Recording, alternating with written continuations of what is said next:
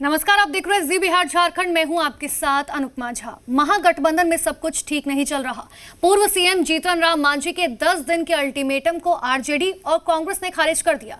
RJD का दरअसल ये कहना है कि समय आने पर ही सब कुछ होगा, तो दूसरी तरफ कांग्रेस ने भी कह दिया महागठबंधन के में कोऑर्डिनेशन की कमी नहीं है, समय आने पर सभी नेता मिलकर बातचीत करेंगे। आरजेडी और कांग्रेस का ये कहना है कि ये वक्त बिहार को बचाने का है। दरअसल पूर्व सीएम जीतन राम मांझी ने महागठबंधन को 25 जून तक कोऑर्डिनेशन कमेटी बनाने का अल्टीमेटम दिया है, लेकिन उसका असर होता हुआ कोई भी दिखाई नहीं दे रहा है। तो महागठबंधन को अल्टीमेटम मांझी की तरफ से दिया गया था कि कोऑर्डिनेशन कमेटी जो है जल्द से जल्द बनाई जाए।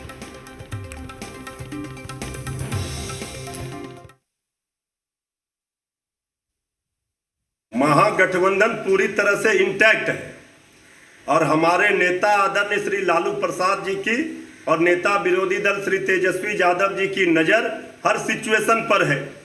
अभी हमारी प्राथमिकता है लोगों की मदद करना इस संकट काल में, और जब समय आएगा तो सभी चीज़ों का मिल बैठ करके समाधान कर।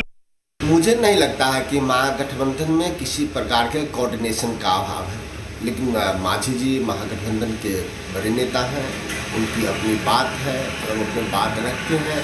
तो उनके बातों पे महागठबंधन के तमाम शीर्ष नेतृत्व जब बैठेंगे तो उस पर विचार।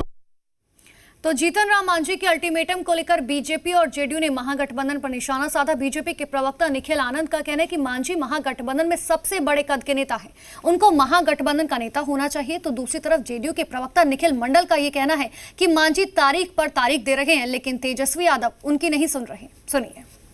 जीतन राम मांझी जी की दिक्कत यह है कि वो अपना पॉलिटिकल और आइडियोलॉजिकल स्टांस इतना फ्रिक्वेंटली चेंज करते हैं कि इससे उनकी पॉलिटिकल क्रेडिबिलिटी को हाल के दिनों में थोड़ा धक्का पहुंचा है। लेकिन ये बात भी सत्य है कि जीतन राम मांझी जी महागठबंधन के भीतर बड़े कद के नेता हैं और पूर्व मुख्यमंत्री भी हैं। इस लिहाज से तो उनको महागठबंधन का बकायदा। पिछले साल से ही आदरणीय जीतन राम मांझी जी कोऑर्डिनेशन कमेटी की मांग कर रहे हैं।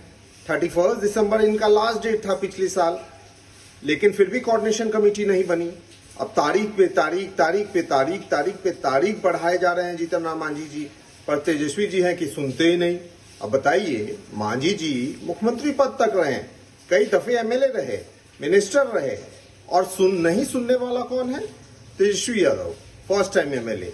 मतलब इतनी बेइज्जती सिर्फ वोट बैंक के लिए, ये पिछड़ा, अति पिछड़ा, दलित। तो देखिए, 25 जून का अल्टीमेटम जो है जीतन राम मांझी की तरफ से दिया गया कि कोऑर्डिनेशन कमेटी जो है बनाई जाए, लेकिन कांग्रेस और आरजेडी ने क्लियर कर दिया कि जब जरूरत पड़ेगी तो कोऑर्डिनेशन कमेटी भी बनाई जाएगी। उस पर जेडीयू भी लगातार कटाक्ष कर रही है। और इसी खबर पर ज्यादा बातचीत के लिए हमारे संवाददाता पटना से आशुतोष सीधे हमारे साथ जुड़ चुके हैं, उनका रुख कर लेते हैं। आशुतोष, वैसे तो काफी समय से कोऑर्डिनेशन कमेटी की मांग लगातार जीतन राम मांझी कर रहे थे। अब 25 जून तक का अल्टीमेटम दिया गया, जिसमें काफी समय नहीं बचा है। अब अगर कोऑर्डिनेशन कमेटी की मांग पर कांग्रेस और आरजेडी साथ नहीं आती है, तो ऐसे में अगला स्टेप जीतन राम मांझी का क्या कुछ हो सकता है? देखिए, जरूर अनुपमा, थोड़ा ध्यान से आप देखेंगी तो बड़ा ही दिलचस्प नज़ारा बिहार का होने जा रहा है, खासतौर से सियासी तस्वीर। आपको याद होगा कि कल तेजस्वी यादव ने प्रेस कॉन्फ्रेंस किया था और नीतीश कुमार को 10 दिनों का समय दिया था कि 10 दिनों में अगर आप घर से बाहर नहीं निकलते हैं, लोगों के बीच नहीं जाते हैं, तो हम ढोल पिटवाएंगे गाँव-गाँव। और ठीक जीतन राम मांझी भी प्रेस कॉन्फ्रेंस करते हैं और तेजस्वी यादव को ये समय देते हैं कि 10 दिनों में आपने कोऑर्डिनेशन कमेटी नहीं बनाई तो हम लोग कुछ अलग कर सकते हैं, अलग फैसला ले सकते हैं।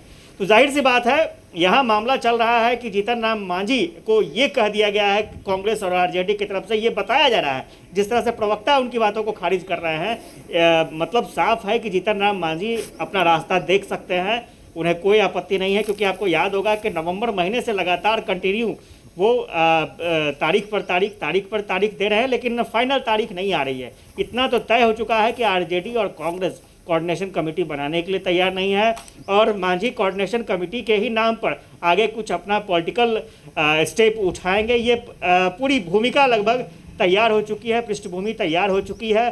हालांकि 25 तारीख को देखना होगा कि मांझी क्या स्टेप लेते हैं, लेकिन इतना तय हो चुका है कि आरजेडी और कांग्रेस ने भी मन बना लिया है कि हो सकता है आने वाले चुनाव में माइनस जीतन राम मांझी वो लोग चुनाव में जाएं। जी आशुतोष, लेकिन देखिए इस बात को से भी गुरेज नहीं किया जा सकता कि अगर महागठबंधन टूटता है और जीतन राम मांझी अलग हो जाते हैं तो आने वाले विधानसभा चुनाव में महागठबंधन को इसका सीधे सीधे नुकसान होगा, क्योंकि प्रखर नेता हैं जीतन राम मांझी।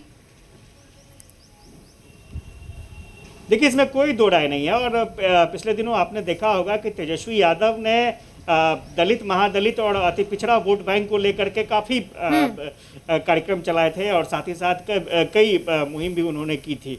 लेकिन आप देखेंगे कि अगर जैसे एक तरफ रामविलास पासवान एनडीए की तरफ है, अगर जीतन राम मांझी उधर चले जाते हैं, क्योंकि आपने देखा होगा कि जीतन राम मांझी लगातार नीतीश कुमार की तारीफ कर रहे हैं, उनके मुहिम की तारीफ कर रहे हैं, तो ये माना जा रहा है कि अगर जीतन राम मांझी वाकई उधर चले जाते हैं तो दलित महादलित वोट बैंक जो है वो एनडीए के साथ इंटैक्ट हो जाएगा, तो इसका खामियाजा महागठबंधन को भुगतना पड़ सकता है। लेकिन महागठबंधन के नेताओं की जो राय है, जो अंदर की बात है, उन लोगों का यही सोचना है कि मांझी अपने वोट बैंक को टर्न नहीं करवा पाते हैं, क्योंकि लोकसभा चुनाव में उनकी स्थिति ठीक नहीं थी, वो अपने वोट बैंक को टर्न नहीं करवा पाए, जिसका फायदा आरजेडी के कैंडिडेट को नहीं मिल पाया, कांग्रेस के कैंडिडेट को नहीं मिल पाया।